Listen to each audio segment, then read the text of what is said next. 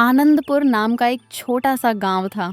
इस गांव में हर साल बहुत ज़्यादा ठंड पड़ती थी क्योंकि यह गांव चारों तरफ से पहाड़ियों से घिरा हुआ था। जनवरी का महीना अब भी शुरू ही हुआ था, पर ऐसा लगता था मानो ठंड अपने चरम पर पहुंच गई हो। गांव के हर घर की छत पर सुबह को बर्फ जम जाता था। पेड़ों की शाखाएं मानो ठंड से सिकुड़ गई थीं। सूरज देवता तो आने का नाम ही नहीं ले रहे थे। यह ठंड का मौसम अमीरों के लिए बहुत सुहाना होता था, पर गरीबों के लिए उन पर मुसीबत का पहाड़ टूटने जैसे होता था। हे ऊपर वाले, यह कितनी ज्यादा ठंड कर दी है। आपने कुछ तो तरस खाओ। हम गरीबों पे देख रही हो। मीरा, कितनी कड़ाके की ठंड है। इस बार घर से बाहर निकला भी नहीं जा रहा है। अजी, सच कह रहे हो आप। इतनी ज्यादा ठंड तो पहले कभी नहीं देखी। पर इस साल तो ठंड कहर बरसा रही है। घर से बाहर जाओ तो ठंडी हवा शरीर को चीरती हुई निकल जाती है और पूरा शरीर थरथराने लगता है। देखो तो जरा मीरा, सूरज भी जैसे आंख में चोली खेल रहा है। पूरे दिन कोहरा छाया रहता है। हाँ, ठंड ने तो सबकी हालत खराब कर दी है। इस बार आप काम पर कैसे जाओगे? अब तो आपको सुबह सुबह सेठ धनराज की दुकान पर काम के लिए जाना होता है। हम तो फिर भी घर में रहकर आग सेक लेते हैं। अब क्या कर सकता हूँ मीरा, काम तो करना ही पड़ेगा, चाहे कितनी भी ठंड हो। सेठ जी को तो कोई फर्क नहीं पड़ता। उनको तो बस काम से मतलब है, चाहे सर्दी हो या गर्मी। अच्छा ठीक है, मैं चलता हूँ। देर हो गई तो मालिक गुस्सा करेंगे। रघु एक चाय की दुकान पर चाय बनाने का काम किया करता था, जिससे उसको जो भी पैसे मिलते उससे उसके घर का गुजारा चल जाता था।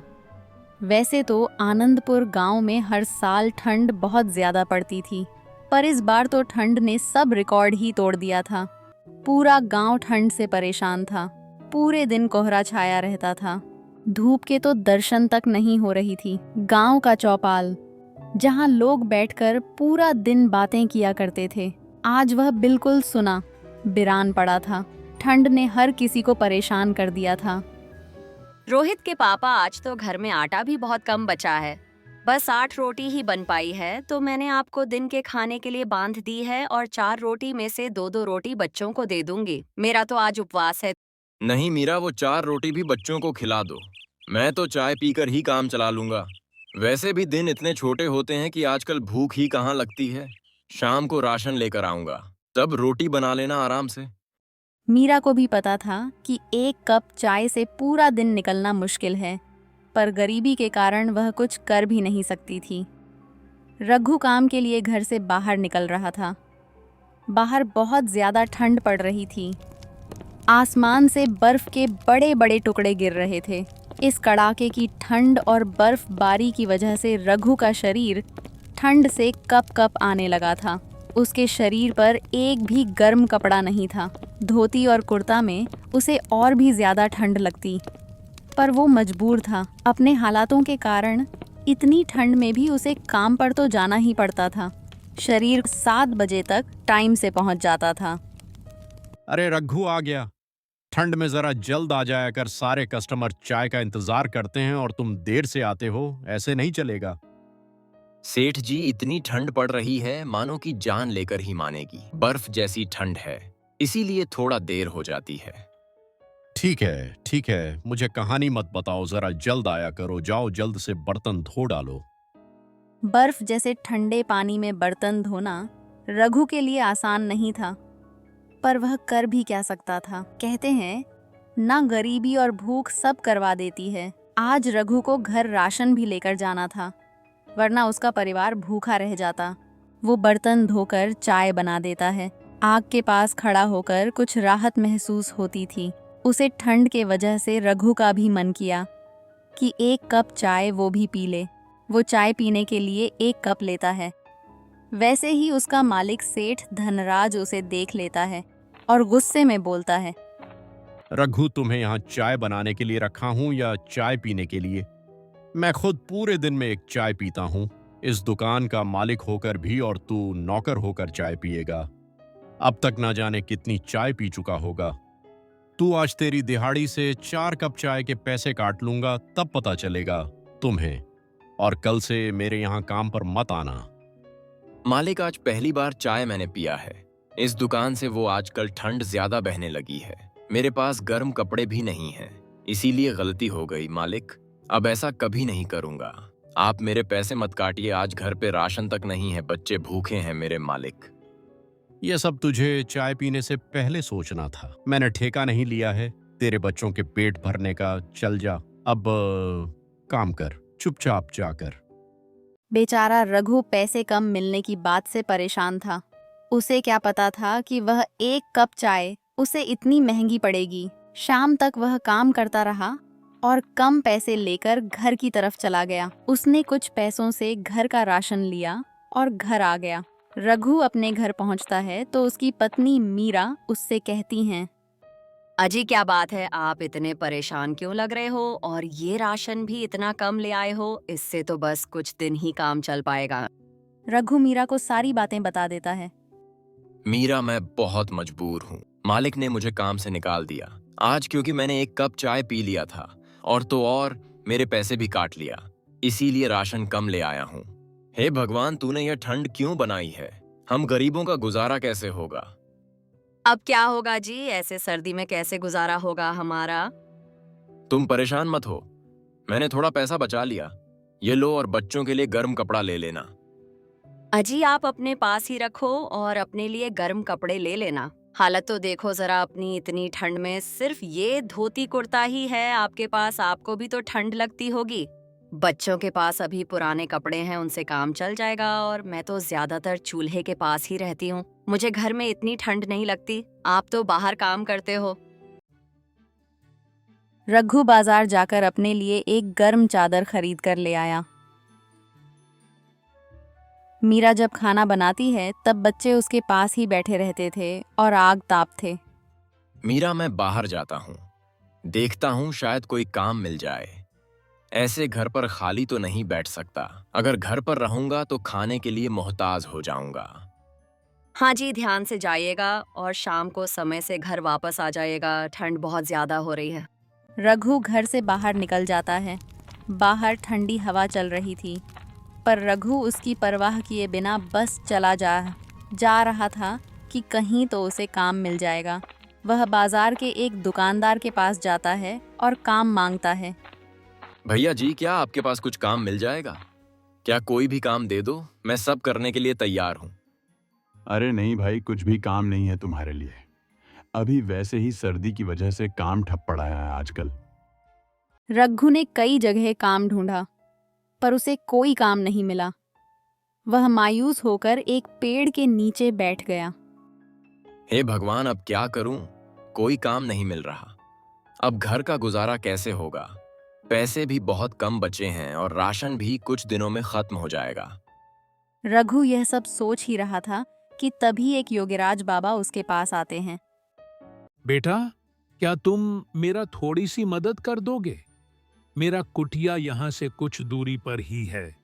वो ठंड बहुत ज्यादा है और हवा भी तेज चल रही है, इसलिए मैं अब और यह लकड़ियां ज्यादा दूर तक नहीं ले जा पा रहा हूं। मेरा लकड़ियां मेरे कुटिया तक पहुंचा दो बेटा, तुम्हारा बहुत बड़ा एहसान होगा। ठीक है बाबा जी, चलिए मैं आपका सामान आपके कुटिया तक पहुंचा देता हूँ। रघु योगीराज बाबा की लकड़ियां का गट्ठर अपने सर पर उठाकर उनके साथ चलने लगता है। कुछ दूर जाने के बाद योगीराज बाबा की कुटिया तक पहुंचता है। लीजिए योगीराज बाबा, आपका कुटिया आ गया। क्या आप यहाँ अकेला रहते हैं? यहाँ तो बहुत ठंड लग रही है। बेटा, मैं यहाँ अकेला रहता हूँ। मैं इसी कुटिया में तपस्या करता हूँ।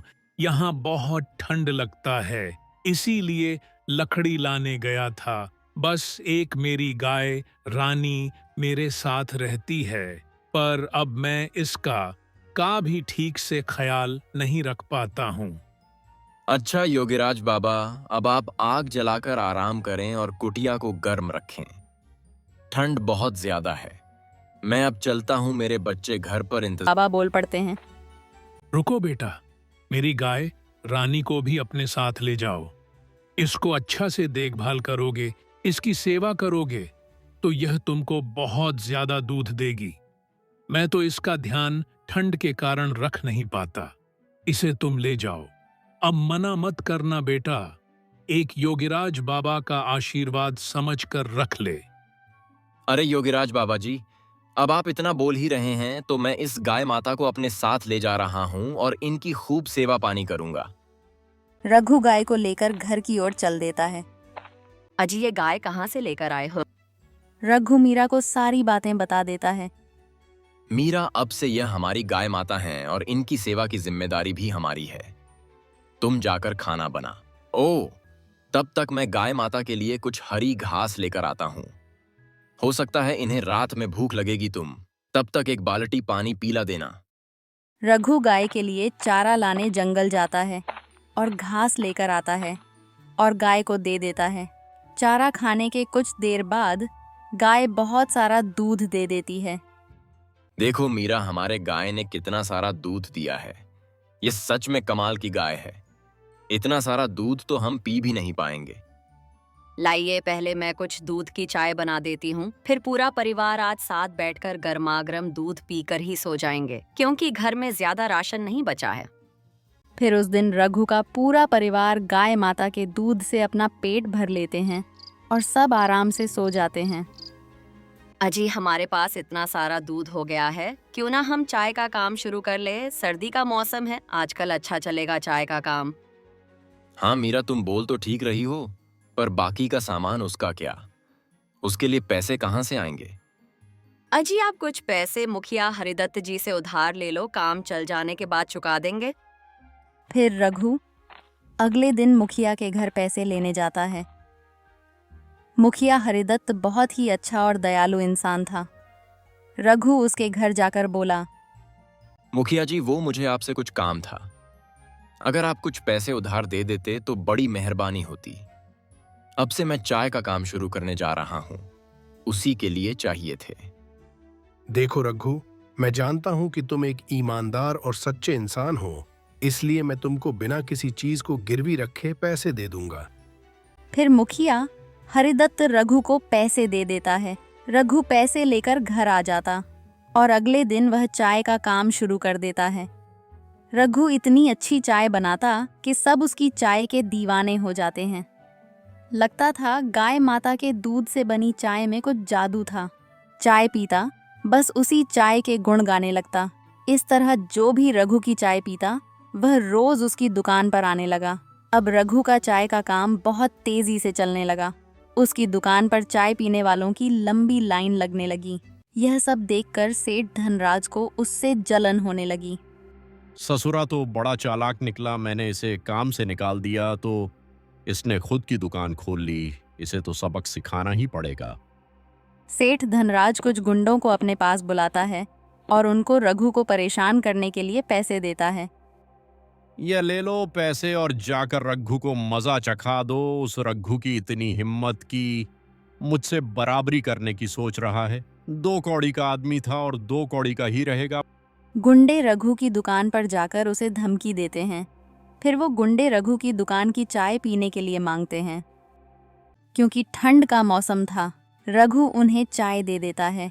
उसके बाद चाय पीकर वह भी उसकी चाय के दीवाने हो गए। गाय माता के दूध में ही कुछ जादू था। जो उस दूध की चाय पीता उस चाय के दीवाने हो जाते। वो गुंडे उसकी चाय की तारीफ करते हैं, तासते हैं। अरे वाह रघु भाई, क्या चाय पिलाई है तुमने। अब कोई जरूरत नहीं है हफ्ता देने की, बस रोज 1 कप चाय पिला दिया करो।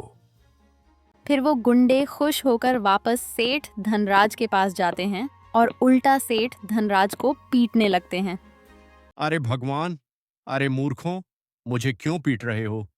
मैंने तो तुम्हें रघु को डराने धमकाने के लिए पैसे दिए थे। ये लो तुम्हारे पैसे सेठ, और आज के बाद अगर रघु भाई को परेशान करने का सोचा भी तो हमसे बुरा कोई नहीं होगा, समझे सेठ? ऐसा बोलकर वह गुंडे सेठ को उसके पैसे वापस देकर वहां से चले जाते हैं और सेठ को उसके किए का फल मिल जाता है। रघु की दुकान अच्छी चलने लगती है और वो अपने परिवार के साथ खुशी खुशी रहने लगता है।